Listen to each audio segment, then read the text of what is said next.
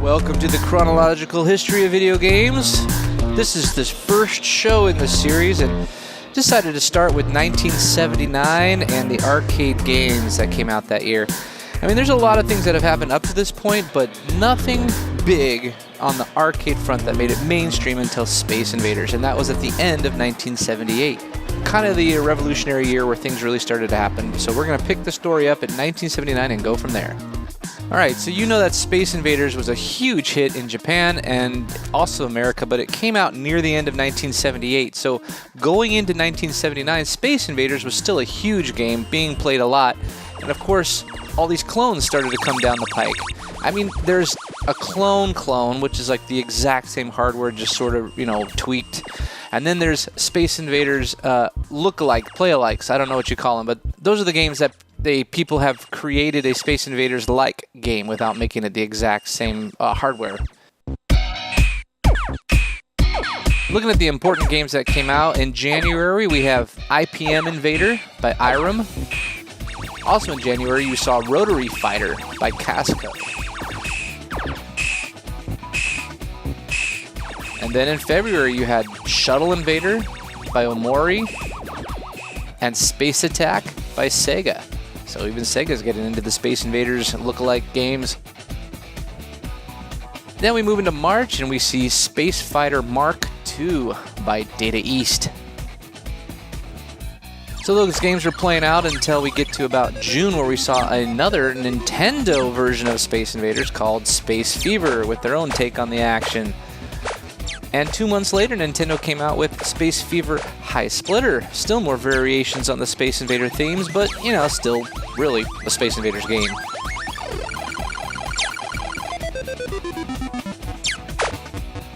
And continuing on, we have Cosmic Monsters by Universal in September. Also in September, we have a very unknown company, The Third Planet. They came out with Daisan Wakuse, which is a pretty much another version of Space Invaders-ish game.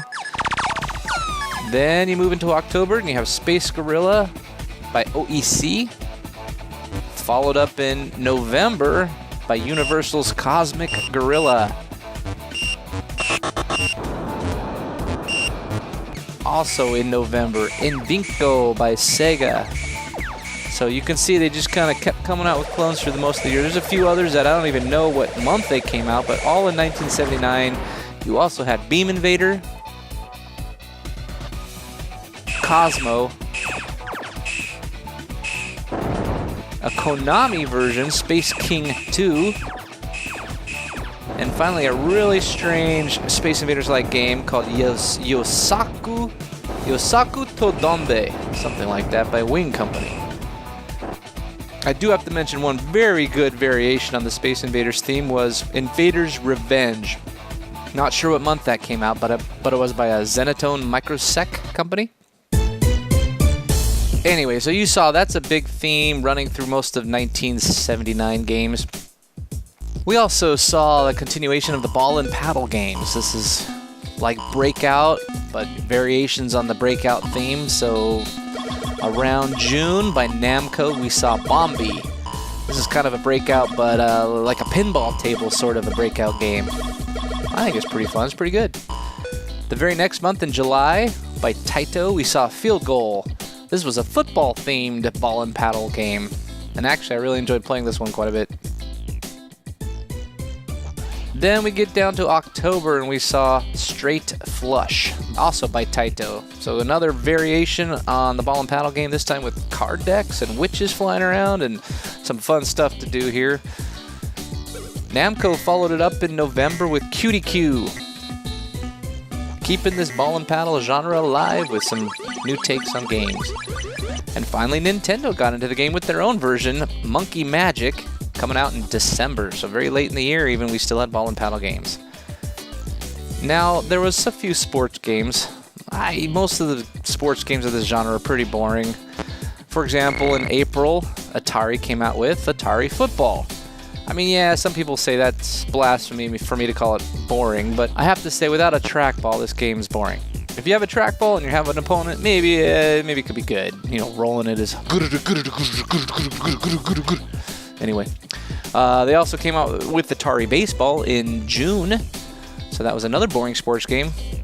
But right in between those, there was a better sports game, in my opinion, Atari Basketball, which came out in May. So Atari came out with their trifecta of sports games: football, basketball, then baseball, April, May, and June. And they really pushed those games for a while there. It was a big seller for them. Now I'd like to cover the boring rehash games. So these are variations on the similar kind of theme we've been seeing, sort of a throwback to earlier year arcade games like Ripcord in February by Exidy. It's another jumping out of the plane version game. You have Galaxy Wars by Universal. It's another guided missile game. Allied Leisure came out with Clay Shoot in November. Irem came out with Space Beam in November. And Lejak Corp came out with Space War in November, and not the famous Space War by Cinematronics. So a lot of these boring games. There was also Deep Scan by Sega, which to me is just deeply boring. I don't know what month that came out, and I don't know what month Super Shot came out, but it's another shooting gallery game, which we've seen a bunch of, and there's nothing special here. So those are some of the boring games. The driving genre is doing well, though. We have somewhere in the year Long Beach by Olympia, which was a new top-down style of driving. And I think that one kind of set the way for Monaco GP or Grand Prix by Sega. This was released in November of 1979 and actually went on to be quite a successful game. Most people don't look at this game because it's solid state and therefore not emulated, but it was a very popular for many years running. It's established this kind of top-down genre. Another one like it was Super Speed Race by Bally Midway, also in November. So I want to cover a few of these really weird or glitched out or strange looking games. These don't really fit into any category, but I thought they were worthy of mentioning. So let's start in April with Sidetrack. It's kind of a Pac-Man maze-like game, but it is so weird. In August of this year, we had Barrier by Vector Beam, or Cinematronics. This is what I would call the what the heck did I just pay 25 cents for game.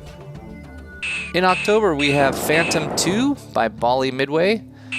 I think this one's just glitched out. I don't know what this would have been like in real life, but it sure didn't play well in MAME.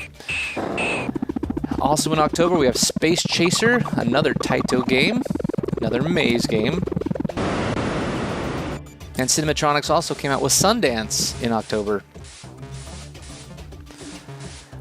Moving into November, we had a release of Fire 1, which is okay. Glitchy, I think. Also in November, Nintendo came out with Space Launcher, another arcade action game.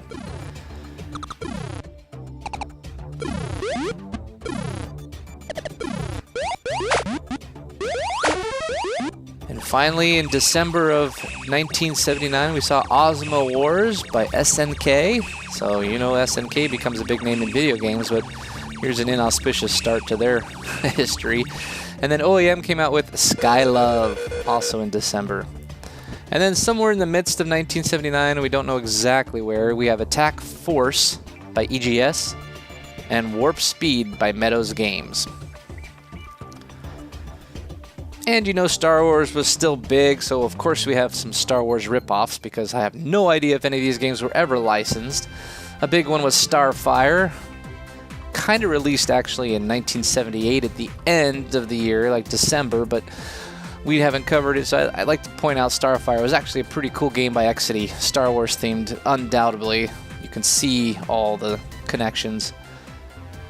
Atari also came out with Tunnel Hunt. Tunnel Hunt, you can see, is obviously also inspired by Star Wars. And then we have another Star Wars game called Starhawk by Cinematronics. Now this one came out in March, so early on in the year, and it's also showing off new approaches with vector games. I like this game. It's kind of cool, but you can obviously see it's patterned after the Death Star Trench scene. So that's Starhawk. And then moving into other Vector games, the same month, March, Speed Freak also came out by Vector Beam. And this was like a driving game in 3D vector graphics, so that was pretty cool. A little bit of innovation going on. And later in the year, November actually, they came out with, or Cinematronics came out with Tail Gunner, another 3D shooter action game where you were shooting things out of the sky. Great stuff from Cinematronics. Vector has its own following, with good reason. Which finally leads us into the big hits, the great games that came out in 1979. Our first sort of big hit that made an impact in the industry came out in April. It was Head On by Gremlin Industries. It's a game where you race around in a maze trying to pick up dots, but you have to switch lanes at the crucial times to avoid getting hit. And this game went on to spawn all sorts of sequels. You had Crash in July by Exidy. Gremlin came out with its own sequel, Head On 2, in October. Nichibutsu also came out with Rolling Crash in October. SNK got in the game with their own head-on-like game called Safari Rally at the end of the year. That was December, SNK. And Zaccaria had a game released, not sure exactly when in the year, called Dodge 'em. And don't forget Sega. Sega also wanted it, and they came out with something called Car Hunt. So you can see this head-on game, although it's not talked about a lot, really was popular and inspired a whole bunch of lookalikes and sequels and copycats. So another cool game that came out in May of 1979 was Subs by Atari. And you can look in their magazine and where they were really excited about the head-to-head action. There were 2 screens, and you go head-to-head against another person looking at your own screen, which was kind of cool. So you were sort of trying to figure out where they were, and you couldn't see where they were unless they shot. So you had to be separated on the screens, otherwise you would know where they are all the time. So it was a pretty cool game. I haven't seen many games like this. In September, we actually had a legitimate Space Invaders sequel by Taito.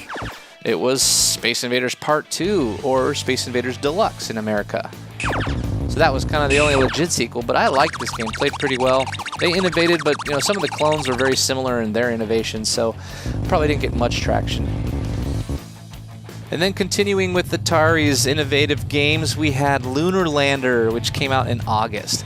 Lunar Lander had been around as a concept for a lot of years on the mainframes and even computer simulations, but this arcade version really brought it home to what people think of when they hear of Lunar Lander. It's a visual representation. The control stick they used was how much thrust you push into your spaceship and you try and land the Lunar Lander on little tiny flat parts of this moon landscape. It's really cool.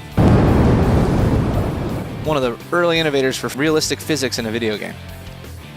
Then as we get into October, we have a few hits. We have Astro Fighter by Data East. It's a shooter game, but it's very different from Space Invaders. Scrolling monsters coming at you, waves of fighters. A really fun game. This one, of course, had a few clones as it got popular. Nintendo came out with a pretty nifty game also in October called Sheriff. You could actually shoot in 8 different directions, and you were in the middle of this little play field, and people were running all around the outside, and they would come in to attack you, and you just had to shoot them all down. So Nintendo's, coming out with solid games regularly. Another innovation by the Vector Beam company with their vector graphics, Warrior, in October. This is like a one-on-one fighter, all done in vector graphics, and the 2 control sticks, one for swinging, one for moving. I thought this was a really cool game, especially with the backdrop, so you can see the pits and the stairs, and as you walk around the backdrop, actually, because they're vector graphics, they grow larger in one space, and then they get smaller as they go down the stairs. Really kind of neat programming for this time and age. But now, the big hit of October 1979, Galaxian. Now, this is the Japanese release in October, and it came to America in December, but Galaxian obviously was huge. It's very well known for being if not the first, one of the first games with multicolored sprites. So RGB color, but within the same sprite you had multiple colors. So it was a very stunning to look at game, tons of fun. I still like playing it today. You got to be good with your timing on the shooter. You get only one shot at a time on screen, so you got to time everything out, and it's classic. It's a terrific game. So almost to the end of the year, we have a big hit in November by Taito called Lunar Rescue. You know, some think this one's pretty similar to other games, but I think they innovated enough to make it a brand new game. I liked it. It's a lot of fun. And of course, the really big hit of all 1979, besides Galaxian, was Atari's Asteroids. Of course, this game was Atari's biggest seller of all time, although it just came out here in November, so it wasn't big yet. It was getting a lot of orders. It went on to sell for years to come, but Asteroids hit the market big at the end of 1979. Vector graphics, their own version of vector graphics, very popular, terrific game. The physics were great, the sound effects were awesome. They started to have scoring competitions. Their newsletters in the months to come would report high score after high score being broken. I mean, Galaxian and Asteroids were the two defining games of 1979.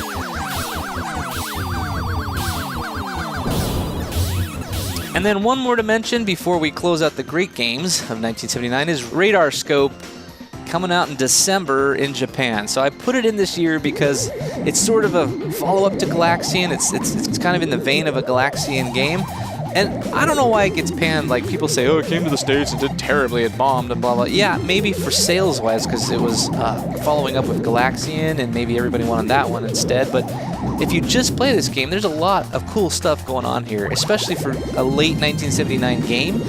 This is slick. It's got a 3D playing field. It's a shooter where the aliens come dive bombing at you, and I don't know, it's really fun. I think it's underrated. I thought it was a great game, and I wanted to mention it because even though it didn't get a United States release till late 1980, it was actually on the market in Japan in late 1979, so it should be mentioned here as a great game. And then finally, there were two decent video games that actually simulated pinball tables, both by Atari. One was February of the year called Video Pinball. That was their first. You know, when you put the right kind of playfield as a background and you just overlay the videos on top of the background, it was actually a really cool effect. Neat looking game, and they followed it up later in the year with Solar War. So another pinball video game. Now, we got a long way to go before pinball on video game platforms is anything to speak of, but it's a genre that has been around and is still enjoyable by many, a video game that simulates a pinball table. So Atari was one of the innovators here. They started early with Video Pinball and Solar War. So that's kind of our overview for arcade games in 1979. Hope you enjoyed this video. Please subscribe and make comments, and hope to do a bunch more soon. The next time we're going to look at console gaming in 1979. Yay, Atari.